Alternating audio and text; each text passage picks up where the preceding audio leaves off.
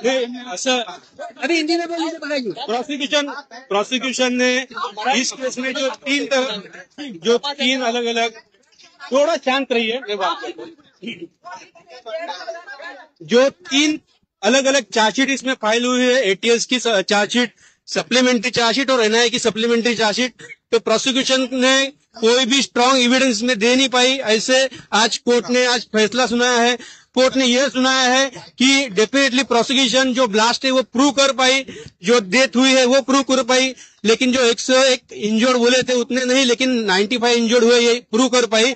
और जो second incident blast के बाद हुआ था कि 15,000 का मॉब जमा हुआ था और बाद में जो इंसिडेंट हुआ था वो भी प्रोसिक्यूशन प्रूव कर पाई, यह कोर्ट ने कहा है। लेकिन कोर्ट ने यह कहते हुए यह भी कहा है कि ये जो 7 एक्यूज कोर्ट के सामने थे, इनके खिलाफ कोई भी स्ट्रांग एविडेंस जो चेन ऑफ सर्कमस्टेंस है वो प्रोड्यूस करने में प्रूव नहीं कर पाई। जो अभिनव भारत का जो कनेक्शन है, तो कोर्ट ने ये कहा कि अभिनव भारत का जो कनेक्शन प्रोसिक्यूशन ने जोड़ने की कोशिश किया है, तो अभिनव भारत जरूर था, उसके ऑफिस बेरर थे, लेकिन उसमें का कोई फंड यह टेरर एक्टिविटीज के लिए यूज किया है, ऐसा कोई प्रोसिक्यूशन प्रूव नहीं कर पाई, ऐसे कोर्ट ने कहा है।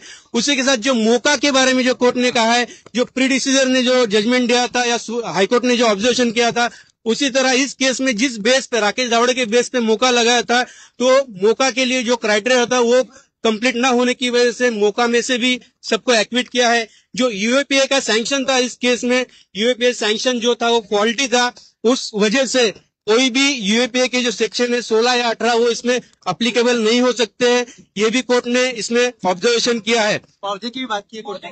हाँ, कोर्ट ने कहा कि ये जो इंसिडेंट है, ये इंसिडेंट बहुत यानी खराब इंसिडेंट है, और इस इंसिडेंट की वजह से जो लोग गए हैं, जिनका नुकसान हुआ विक्टिम्स का, वो डेफिनेटली पूरा नहीं हो सकता, भर के नहीं, लेकिन 2 लाख रुपए हर डिसीज के फैमिली को देने को कहा है और हर इंजर्ड के फैमिली को 50,000 रुपए देने का कोर्ट ने डायरेक्शन दिया है। एटीएस के जो अधिकारी जिम्मेदार थे उनके खिलाफ तो आप लोग क्या भी आगे की क्या करनी?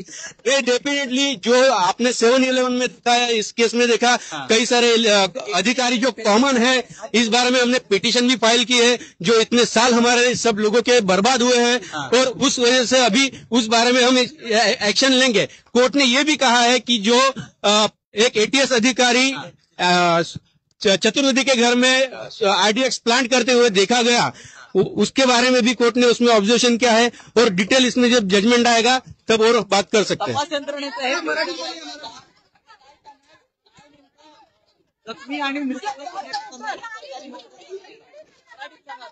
असं आहे की या केसमध्ये मराठी सांगतो, या केसमध्ये सुरुवातीपासूनच वेगवेगळ्या प्रकारचे स्टेटमेंट राजकीय लोकांकडून यात येत होते, त्यानंतर वेगवेगळ्या प्रकारचे मीडियामध्ये बातम्या येत होत्या, त्यामुळे तपास यंत्रणा मिसगाईड झाली किंवा कसे हा संशय या सगळ्या याच्यातनं निघतो। ज्यावेळी हाय प्रोफाईल केस होत असते, अशा वेळी जर तपास यंत्रणेवर जर काही दबाव असला तर नक्कीच त्यांच्याकडनं मोठ्या चुका होऊ शकतात, आणि जे मुख्य कल्प्रिट आहे त्यांना पुरावे नष्ट करायला आणि त्यातनं पळून जायला त्यांना संधी मिळत असते। तसंच या केसमध्ये झालेलं दिसतंय। ज्या प्रकारे 40 साक्षीदार फितूर झाले अशी बातमी सर्व ठिकाणी चालते, तर ते फितूर नाही झाले, तर त्या साक्षीदारांनी अगदी 2014 पूर्वीच अनेक ठिकाणी तक्रारी केल्या होत्या की त्यांना टॉर्चर करून त्यांच्याकडून कबुली जबाब घेतलेले आहे। एका साक्षीदाराने ह्युमन राईट कमिशन मध्ये सुद्धा तक्रार केली होती की त्यांच्याकडनं कबुली जबाब घेतलेला आहे। आर्मी समोर जी केस चालली त्यामध्ये सुद्धा एका आर्मीच्या अधिकाऱ्याने सांगितलं की काही मोठ्या अधिकाऱ्यांची नावं घेण्यासाठी त्यांच्यावर दबाव टाकला गेला होता। त्यामुळे साहजिक आहे ज्यावेळेस ते सर्व साक्षीदार कोर्टात आले त्यावेळेस त्यांनी एटीएसच्या स्टेटमेंटनुसार सांगितलं नाही, आणि त्यामुळे त्या सगळ्यांना रिलाय करता येत नाही असं कोर्टाने ऑब्झर्व केलं।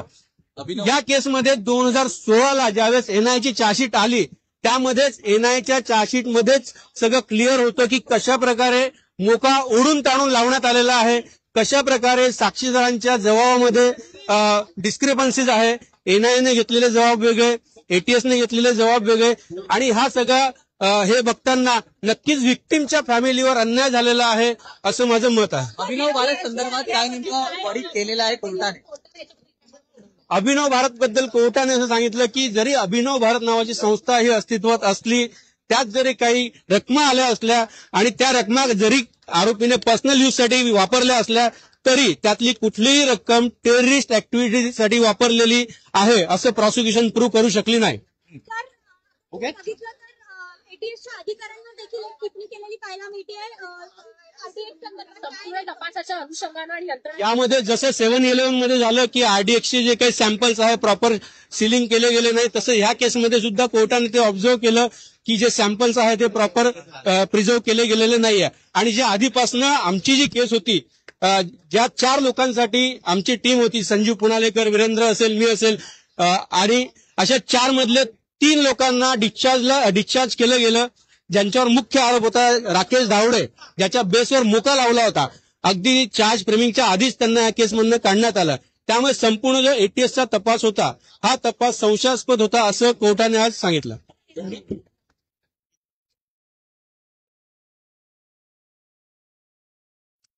कोर्टाने असं सांगितलं की जो स्पॉट पंचनामा स्पॉट जो आहे, ज्या प्रकारे फॉरेन्सिक एक्सपर्टची इव्हिडन्स झाली, जो ब्लास्ट इतक्या मोठ्या क्षमतेचा होता त्याचं क्रेटर तिथे मिळालं नाही. त्यामुळे कोर्टाने सांगितलं की जी प्रॉसिक्युशन केस होती की एलएमएल फ्रीडमवर बॉम्ब प्लांट केला होता ते प्रूव्ह होऊ शकत नाही. आयदर तो बॉम्ब हँगिंग कंडिशन मध्ये असेल किंवा अन्य कुठल्या प्रकारे असेल असं कोर्टाने सांगितलं. एटीएस अधिकाऱ्यांच्या तपासावर काय एटीएस अधिकाऱ्यांच्या एकूणच तपासावर काय टीका टिप्पणी केलेली आहे?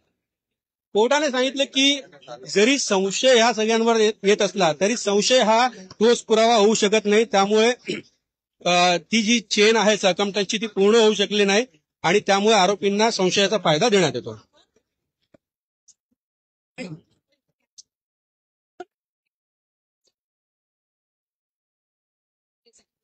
हे असं आहे की जे सुरुवातीपासून एक वेगळा रंग या केसला देण्यात आला त्या वेळेच्या राजकीय लोकांकडनं, आणि ते एक मोठं नाव त्यात ऍड करण्यात आलं.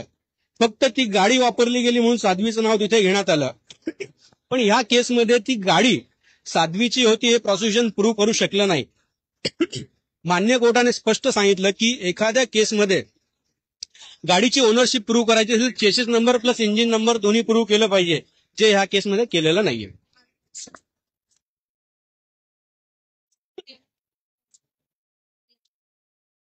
कोर्टाने हे सांगितलं की जे 325 साक्षीदार तपासले त्यामध्ये कुठल्याही साक्षीदाराच्या एव्हिडन्समध्ये हे आलेलं नाही की कर्नल पुरोहितने ऑन ड्युटी असताना आरडीएक्स मिळवलं, त्यानंतर आरडीएक्स ट्रान्सपोर्टेशन कसं झालं याच्यावर प्रॉसिक्युशन एजन्सी प्रकाश टाकू शकलेली नाहीये.